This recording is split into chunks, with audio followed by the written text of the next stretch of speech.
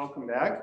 So during this hour, at some point, we'll have to make a quantum leap and to go from something that I understand relatively well up to factors to something that I don't understand so well, but which is probably more exciting. But still, for some maybe 15-20 minutes, we stay in a scholarly context, presenting you some standard but important material. The next paragraph is classification of coadjoint orbits of the central extension of oriented preserving diffeomorphisms of the circle. And one gadget that I understand Nikita has already indicated in the chart is to consider a second order, or we can say Schrödinger type operator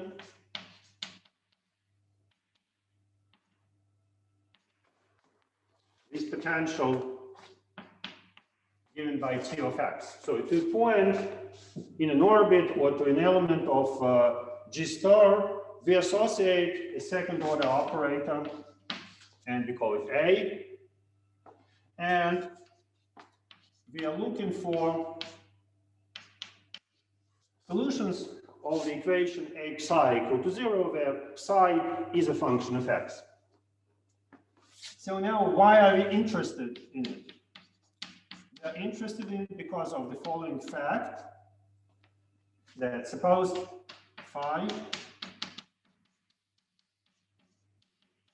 is an element of our group, and suppose we define an operator AF, which is equal to, again, k over 12,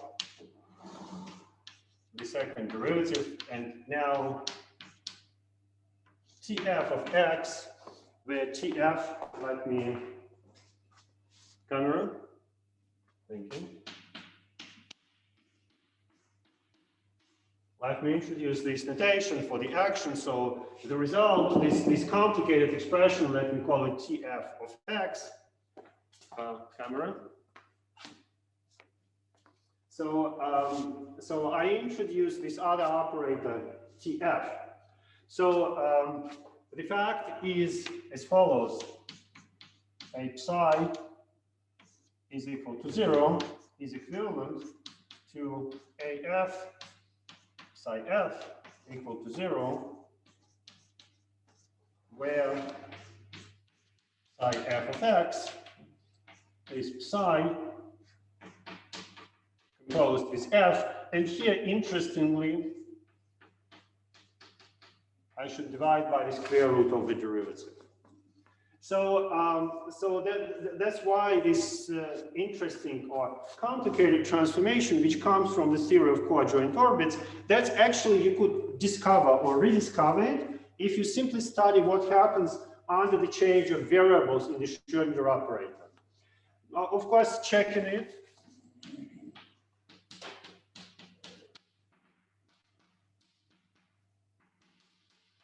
Is an exercise, but just to indicate why do we need this funny factor.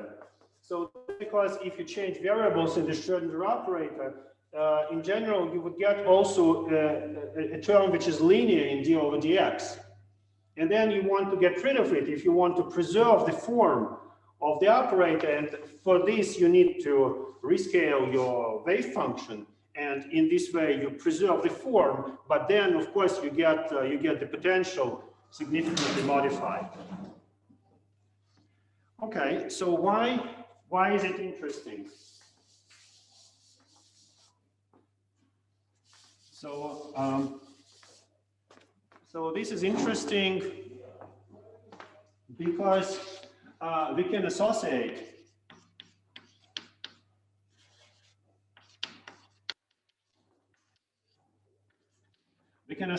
to A a matrix M holonomy of Zetta that we can compose of psi and of its first derivative for x going around the circle. So it turns out that this matrix, with a 2 by 2 matrix with real values and of determinant 1. That's easy to check if you convert this Schrödinger operator into a first order system for psi prime. And of course, M depends on the starting point, but the conjugacy class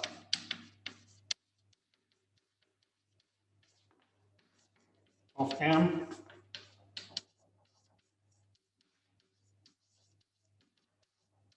is independent of starting point.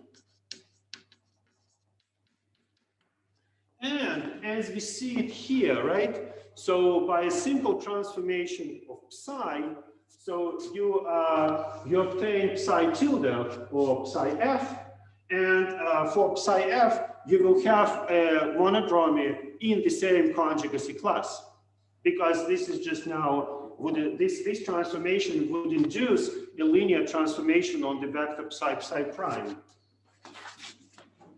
And is an invariant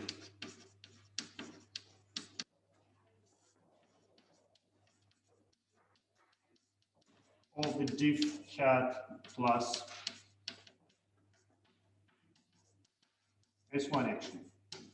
Well, I'm telling you that since the theorem that I will now present, so this is not a complete invariant, but since still this invariant gives us some kind of feeling of how the classification looks like.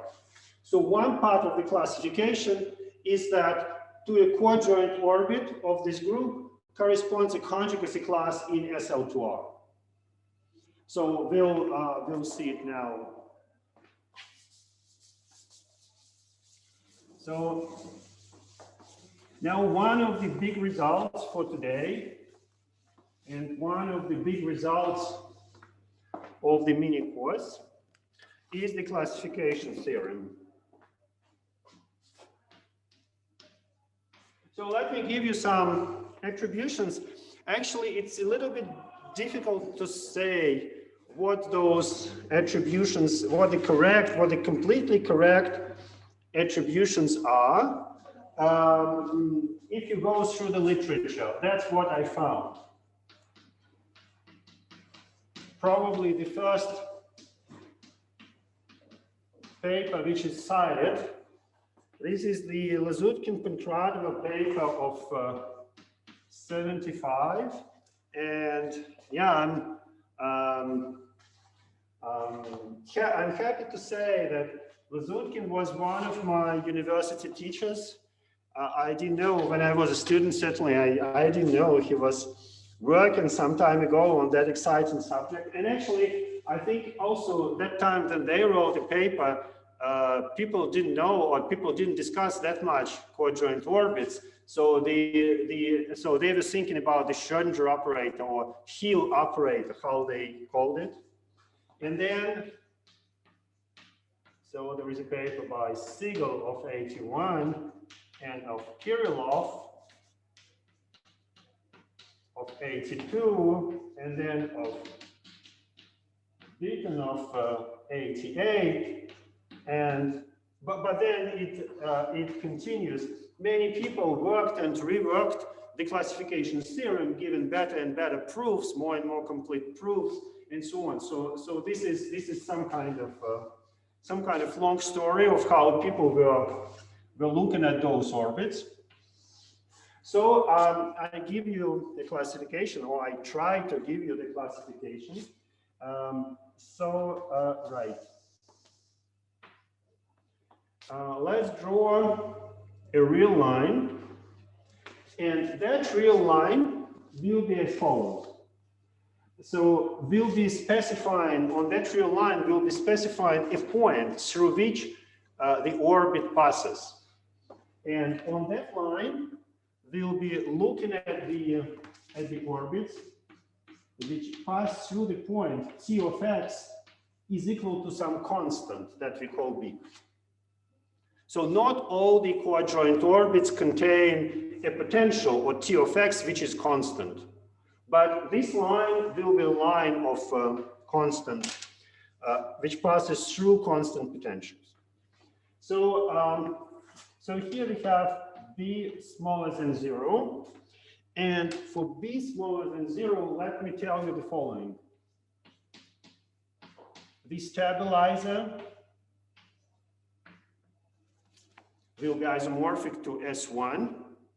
And this S1 is, for instance, isomorphic to the following subgroup.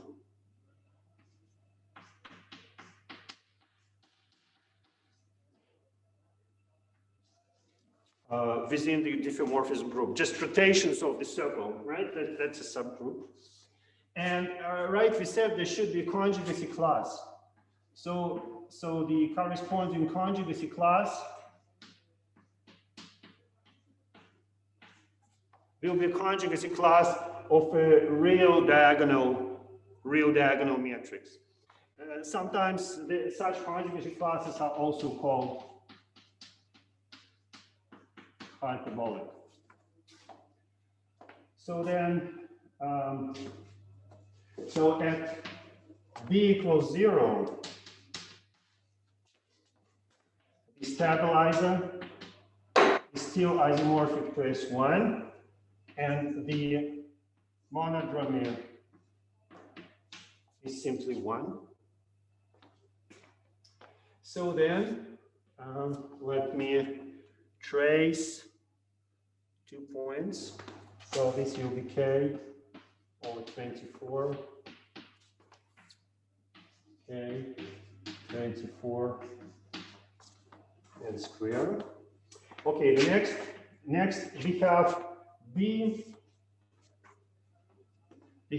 positive and not equal to those special values, k over 24 times n squared.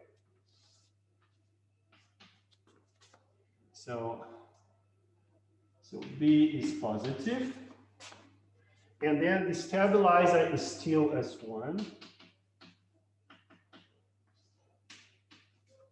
And the monodromy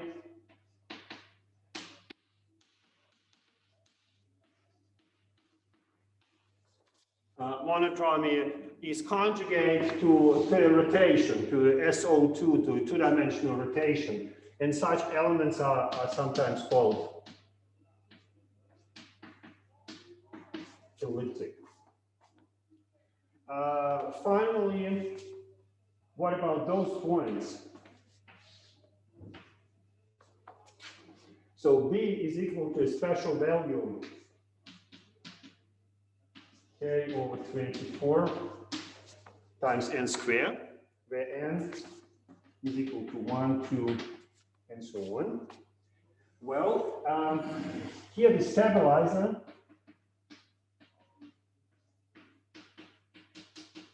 is isomorphic to SL2R. And recall, we have those distinguished SL2R subgroups, right? So, and they're also labeled by the integers, right? So we saw the Lie subalgebra, so there are corresponding Lie subgroups, and so these are the stabilizers now.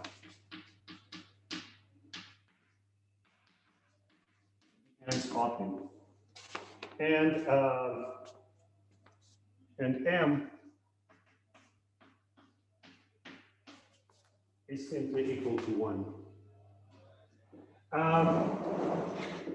Now, you see, I was thinking how to put it on the board, this classification, and I failed, because this is only, I wouldn't say it's a small part, but it's a part of the classification. So that's the part of the classification that we will be primarily interested in what follows.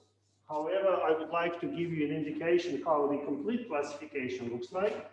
And for that, I copy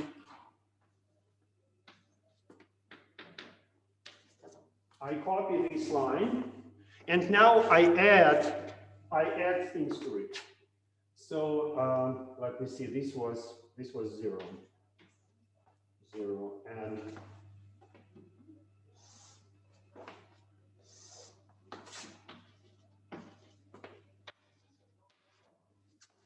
so the complete classification goes as follows. So there are T of x's such that their coadjoint orbits, they do not contain constant potentials. They do not contain constant representatives. And it goes as follows. I symbolically draw them in the following way. So from each of those points, which were k over 24 times n squared, there is a whole family of orbits. And here the stabilizer is isomorphic to R star, or if you want to R, depends how you write it, additively or multiplicatively. And M's are hyperbolic. So sometimes people say that these are hyperbolic orbits 0, these are hyperbolic orbits 1, this is the hyperbolic family N. So there are hyperbolic families 0, 1, and so on. And here, those two small points. So what is there? So the stabilizer is still isomorphic to R. Maybe this time I write it additively. And M is in the conjugacy class of the Jordan block, or of the Jordan block with -1. So these are the so-called parabolic elements and parabolic orbits, plus and minus. So this is called usually power 1 plus and power 1 minus, and the same for different ends. So admire this theorem. So this is a complete classification of coadjoint orbits of Virasora. It's some kind of upgrade of the classification of coadjoint orbits of SL2R. Remember, there was a somewhat similar picture: parabolic elements, hyperbolic elements, elliptic elements. Now it all comes with many families. So it looks more interesting. Now let me tell you a couple of things about the geometry of coadjoint orbits of that line. So we'll be particularly interested in what follows in this line. So I will not be doing anything with parabolic or hyperbolic n, with n greater than 0. But let me tell you a couple of things.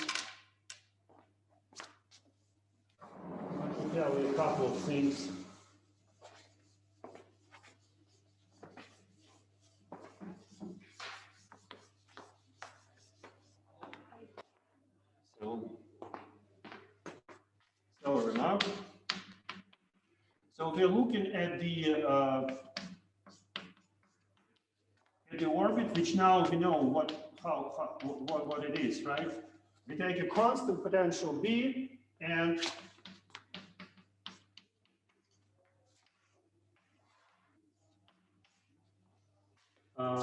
we fix some K. So now we have two constants, K and B. To simplify things, I assume A bigger than 0. And we're looking at this orbit, right? It depends on the diffeomorphism F.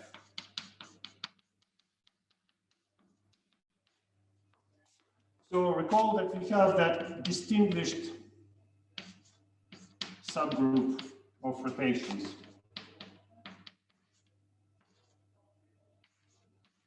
Within diff plus S1.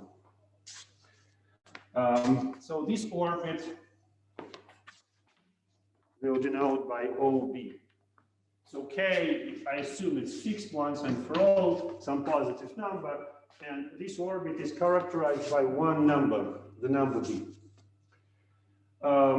So the first fact is, so S1 acts on that space. That space is an infinite dimensional space, but this is a symplectic space. So in principle, the machinery we worked out last time, we want to put in motion in some way today. But what about geometry? So the first fact is there is a unique fixed point of this S1 action. So OB S1 is simply equal to T of X equal to B. So if we have one constant potential, of course, constant potential is invariant under the rotation symmetry. You can check that, well, F prime will be 1, S of F will be 0 for those transformations. So rotations do preserve this point B, but there are no other points on that orbit which are preserved. So there is always just one point, and that's the point that we started with in the description, in the classification theorem. Now, the second thing, maybe we should specify what is the tangent space. For the tangent space, I should also say, maybe in quotation marks, it depends a little bit what is the structure of an infinite dimensional manifold that I put on it, but since I neglect analytical subtleties, so it is isomorphic to the following space. So maybe it's convenient for me to think of a tangent space of the orbit as a space of vector fields, and I will specify those vector fields by their Fourier expansion, and I should put V0 equals 0, and this is the result for generic orbits. Or maybe, you know, if you don't mind, maybe I change notation. Let me say U. Now, for those special orbits, they have the SL2R symmetry. So if B is equal to K over 24 and square, then CB of OB is equal to U of X d over dx. And there the stabilizer is actually bigger, right? So this will be a Fourier expansion, but now V0 or U0 is equal to U plus minus N is equal to 0. Now remember, for our applications, in principle, one more piece of geometry we would be interested in is what's the action of the vector field generating this S1 on the tangent space. So V, the vector field,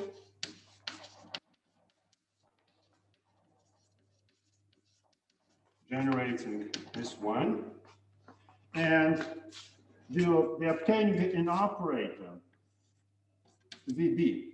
So this is an operator acting on this tangent space. It's really easy to convince oneself that this operator is simply the derivative. So that's essentially because they're acting by shifts, right? So the S1 acts by shifts. So the trace of it, so if you take an infinitesimal generator of shifts, you will get the first derivative.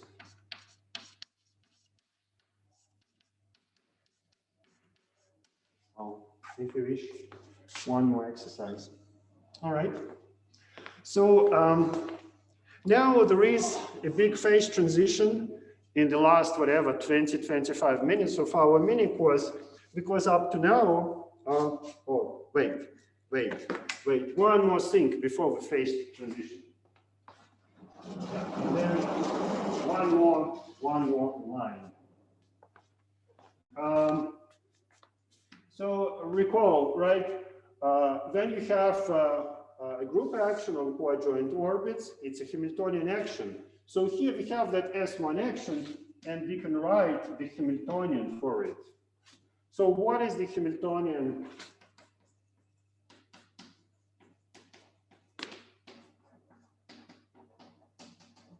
Of S1 action. Recall that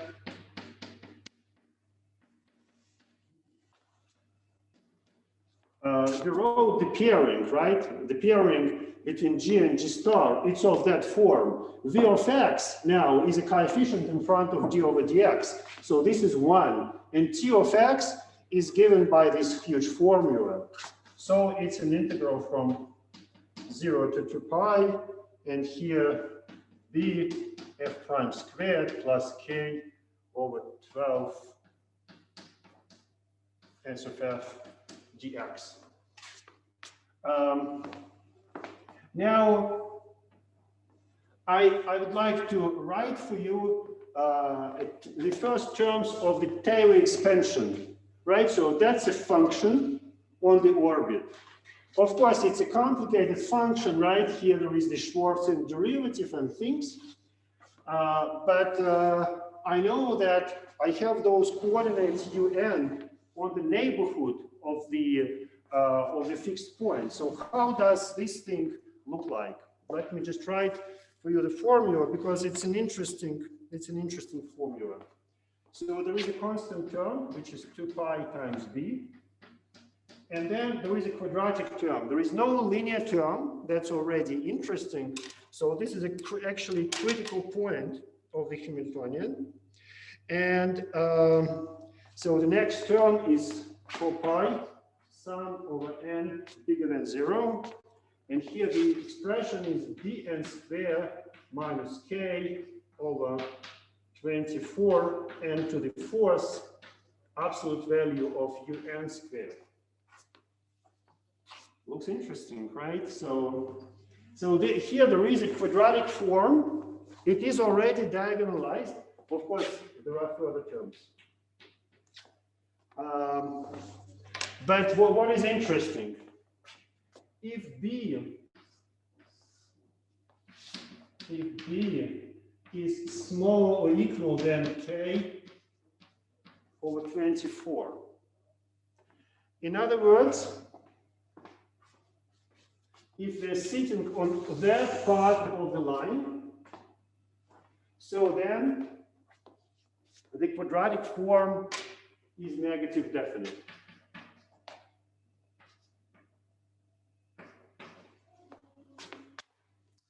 But then what happens if b becomes greater than k over 24, then there will be positive eigenvalues coming up. Perhaps I draw it here. So here there would be one positive eigenvalue, and above number n there would be n positive eigenvalues. So this Hamiltonian function, if b is less or equal than k over 24, that's a very nice, in some way, bounded function. In my convention here, it's bounded from above. You can make it bounded from below by changing sign. But otherwise, so this point is a saddle point. So that's a big difference in the geometry of orbits. So now, a quantum leap, right? So for the last 20 minutes, I would like to talk to you about things that maybe at least in any event, that's a front line of research. I understand some of them. The others I understand not so well. Others I understand not at all. However, it's all going to be in some way more exciting. So up to now, it was some kind of very well established known facts. Now, much less clear what this means.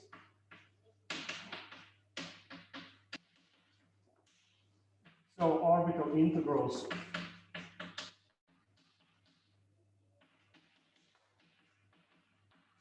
and their interpretation.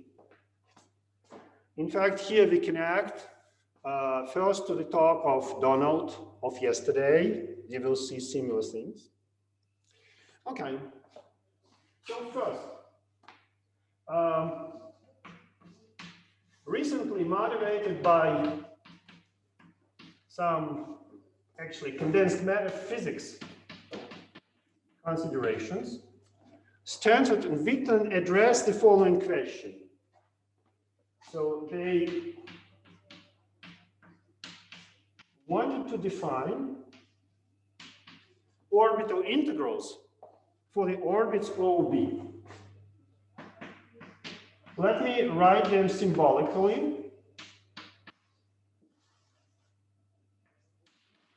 So you take a function, exponential of th, as we always do in orbital integrals. You can negotiate how complex or real t is. And then you pretend you have some kind of measure over the orbit. I think Stanford and Witten just said, we pretend that there is a Liouville measure. So, okay, mathematically, this is absolutely not true, but I mean, who cares? Now, so the approach was as follows. So let's try to define this integral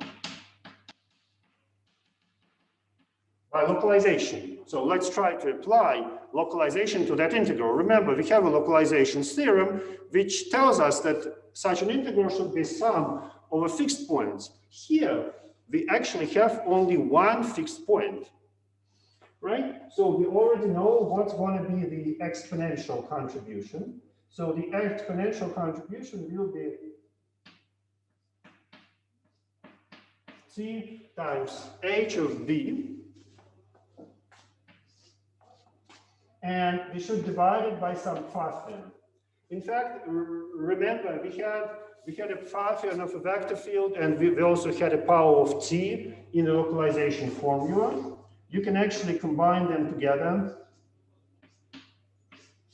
and put it into the Pfaffian of t times that vector field Vb. All right, so what about that object? So t times Vb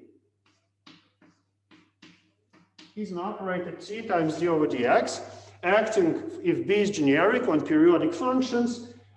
We take away constants, and we would like to define a Pfaffian of it. And there is a standard way to define it that people use in the theory of determinants of differential operators. So let's do the so-called Zetta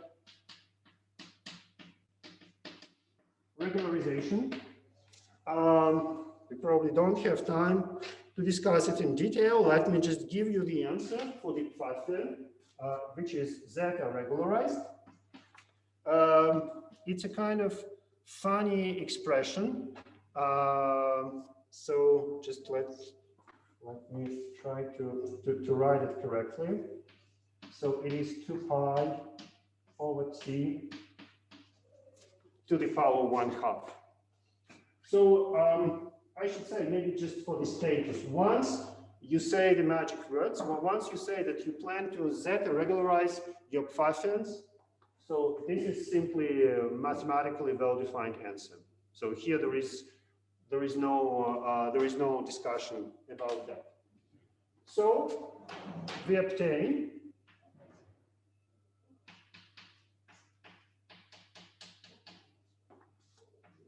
an interesting expression. So here will be 2 pi b, that's the value of h of b, times t.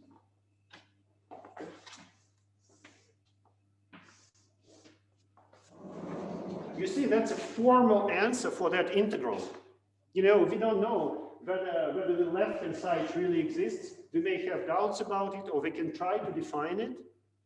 However, the right-hand side, the localization formula, once we accept Zetta regularization, it's simply well-defined, and it's given by a rather simple function. Remember, even the two-sphere was somewhat more involved. But this thing is really easy. Sorry? For generic B. We will now write it for specific. Yeah, right. B. Generic. Absolutely. Now, of course,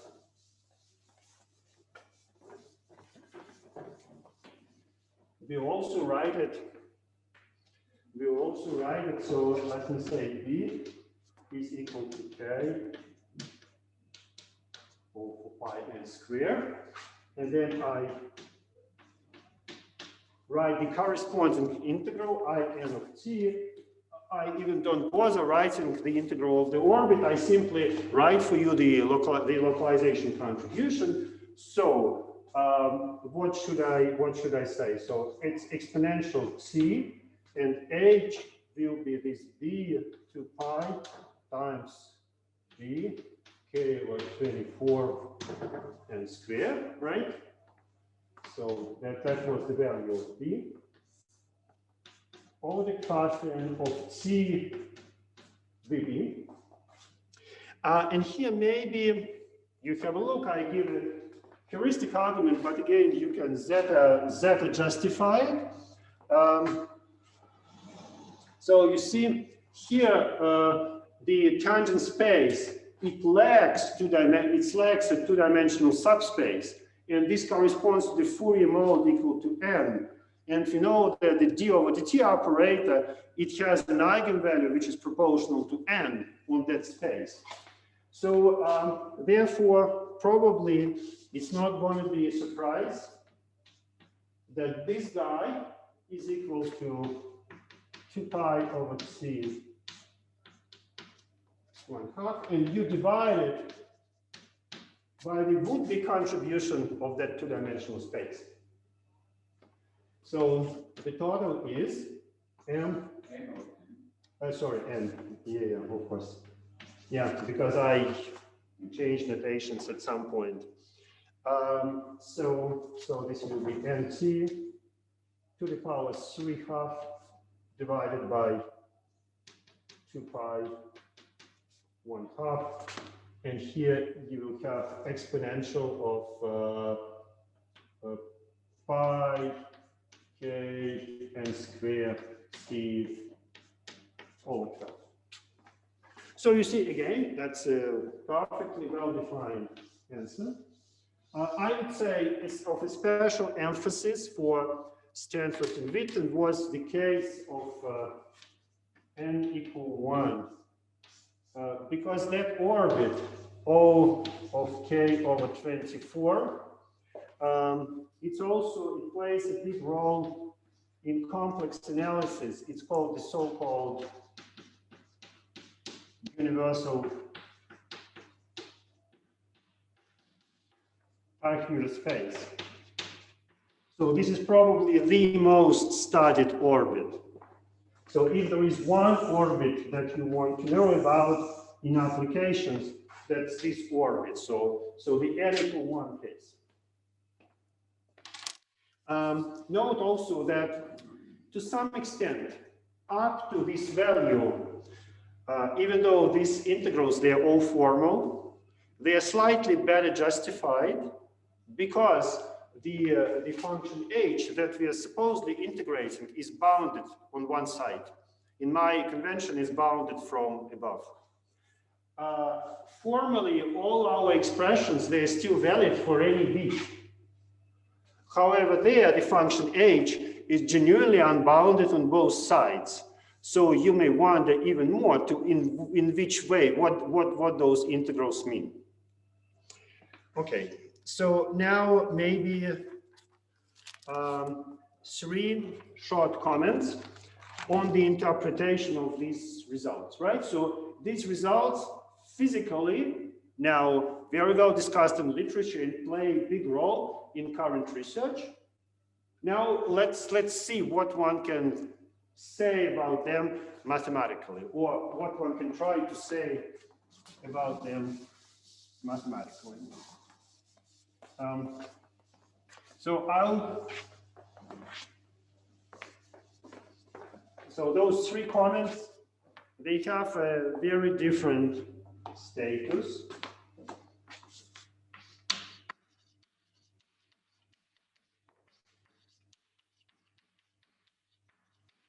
And I'll end with the one that I understand the least, but which is the most exciting one. So number one. So that's more like a question.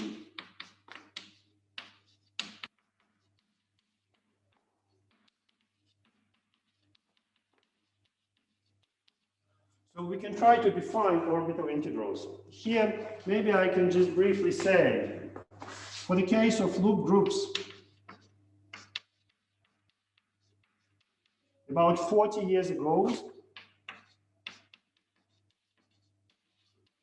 Igor Frankl did define orbital integrals. And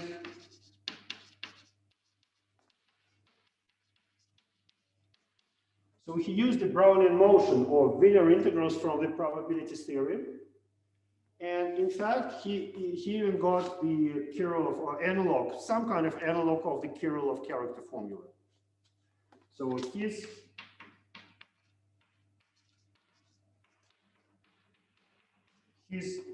thing. So in principle, I think at least for B smaller than, or maybe even equal to K or 24, there are some papers in the mass literature, notably by Dye and Pickrell about 20 years ago. So in principle, one can probably do that, and that would be an interesting thing to understand. Now, the second thing, in relation to what we were doing last time, in relation to Virasoro characters. Right, so one thing we discussed that there is a relation to characters, and maybe those integrals fit well, those formulas fit well into the theory of Virasoro characters. Let me show you a couple of formulas. So, so here, as I said, we probably have to make a kind of quantum jump. So we look at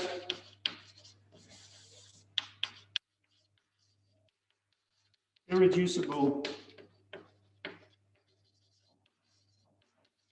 Werner modules. So those are characterized by the central charge or the value of K, and delta is a weight of L0. And there is the following formula for the corresponding character. So K delta, and here the parameter is tau. I'll explain what it is. So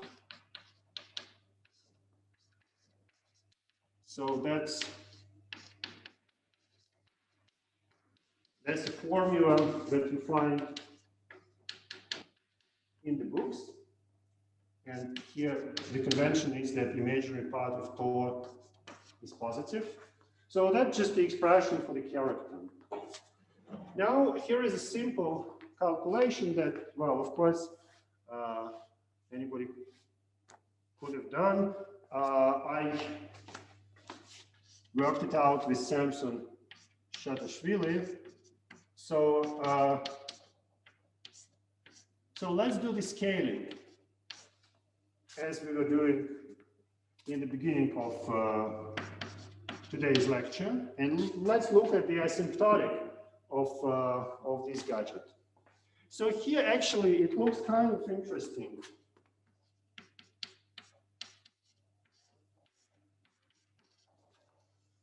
So there would be a 2 pi over n to the power 1/2, and here exponential IIN over 12/4, and here times. So the integral I for B is equal to minus delta minus C over 24 of minus I 2. Right, so that's just the expression that for the Stanford-Witten integral. So of course plus sublevin terms. So similar to the finite dimensional context, the formal orbital integral defines you the asymptotic, the leading asymptotic of the character. Note that here there is an interesting feature.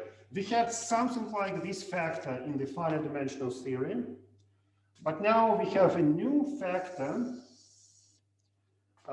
which has a dependence on the parameter tau, but which is divergent. So there is an essential singularity in this expression. So that's the infinite dimensional feature.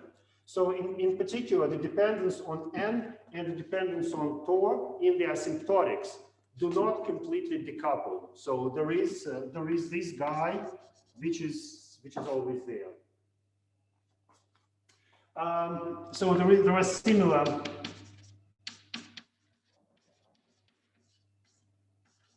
are similar results for the integrals in. One can find representations for which the asymptotics would be described by the corresponding Stanford-Witten integrals.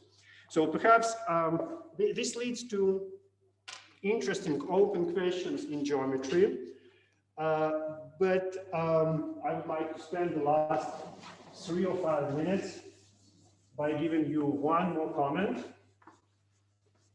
So that's the comment which is the physics mainstream. And so this third comment is, so the first paper is by Schenker and Stanford. And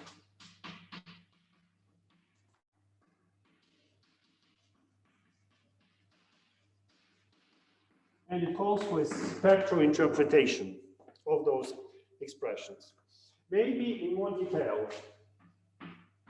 They're saying, let's take our formal DH integral, and let's just substitute the parameter. Instead of parameter t, let me call this parameter beta minus 1. And let's look for interpretation of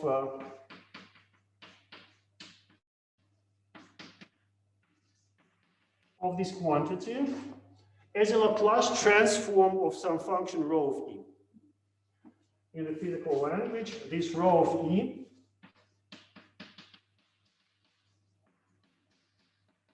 is a density of states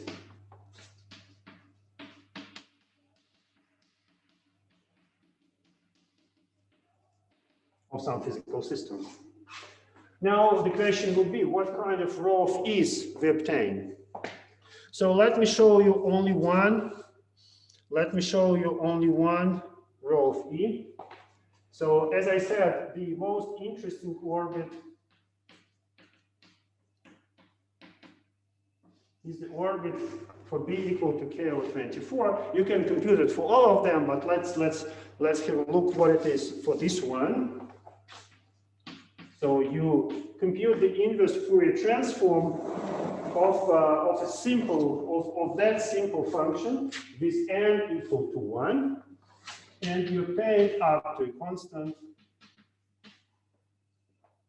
the following expression, this time parabolic of 2 square root of 2 pi times this b times e.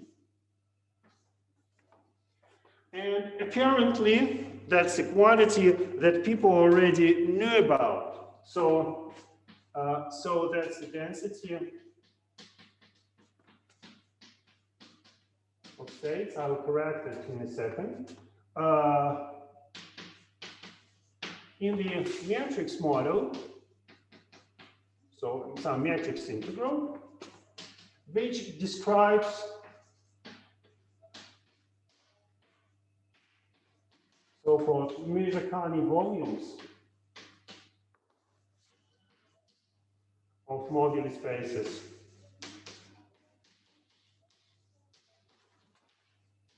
Of curves. So why is it interesting? Why is it exciting? So it makes a link to some other geometry. It also makes a link to some other physics. So this will be my last blackboard and the last drawing. So they're saying that actually, so this I of beta minus 1 is the disk partition function of the so-called GP type going 2D gravity. So it is some partition function which corresponds to a disk geometry. But then, you know, once you say it's geometry, you know that surfaces with one boundary, there are many of them, right?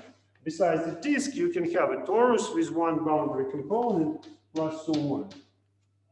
And in the matrix models theory, apparently it is known how to add extra terms which correspond to higher genera to that one. So there is a big expression which is actually a power series which gives you the corrections to that theory. So I cannot say I understand it. Certainly it bridges with the mini-class of Marcos, and it bridges with what Danilo was explaining to us yesterday.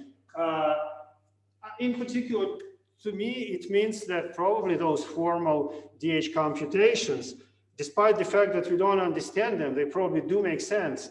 And I think this is a very, very important and interesting problem, actually, to make sense of them mathematically and to understand how those corrections would also fit into the game from the side of orbital integrals.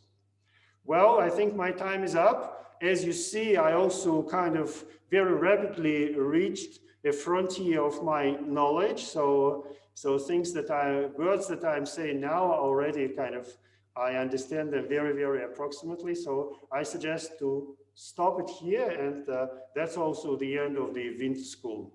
So thank you.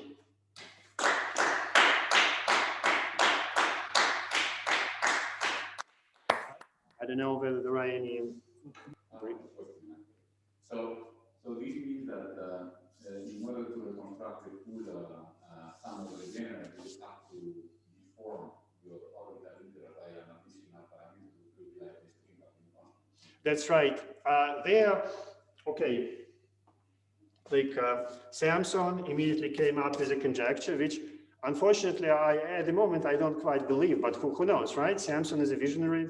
Maybe he's right. He said, okay, but we already, if you go to this board, we actually already have one candidate, right? Yeah. So there is a character, and the character's expansion starts with that integral, and eventually, right, there are some corrections. Who knows, right? If, I mean, that would have been a miracle in my view, but who knows, right? Maybe those corrections, these are exactly the corrections we have there. Sorry? Yeah, that's probably, I mean, simple. Okay. That's probably, at least it's a possible check. Yeah. I think it's possible to check it. Yes, one can. Camera? Yeah. So, yeah, well, I think one can certainly test it, and it's either true or false. I mean, maybe, who knows, maybe there are still some degrees of freedom to put in there. If not, of course, there is a question, what's the geometric meaning of this stuff? Of course, if it's a character, then it has a clear meaning, right? It's also an object associated to the orbit, and that would be very, very nice. We don't know at the moment whether it's true or not, but that's one exciting possibility.